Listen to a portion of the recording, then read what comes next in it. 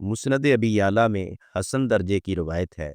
رسول اللہ صلی اللہ علیہ وسلم نے فرمایا، لا الہ الا اللہ کا اقرار کثرت سے کرتے رہا کرو،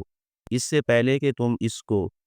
موت یا بیماری کی وجہ سے نہ پڑھ سکو۔ اس حدیث کا مفہوم یہ ہے، بعض لوگوں پر بیماری یا موت کے وقت ایسی کیفیت ہوتی ہے کہ زبان ہل نہیں پاتی، آواز نہیں نکلتی، لہٰذا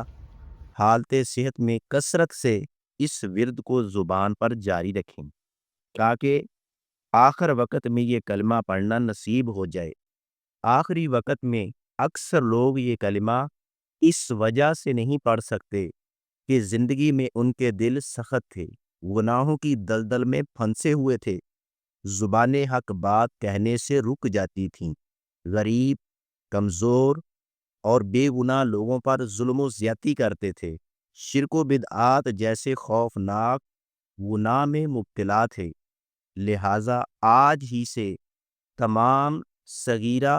و کبیرہ گناہوں کو چھوڑ کر سچی توبہ کرے اور کثرت کے ساتھ لا الہ الا اللہ کے ساتھ اپنی زبان کو تر رکھیں، دل کو زندہ رکھیں اور روح کو پرسکون رکھیں تاکہ زندگی کا خاتمہ اچھا نصیب ہو۔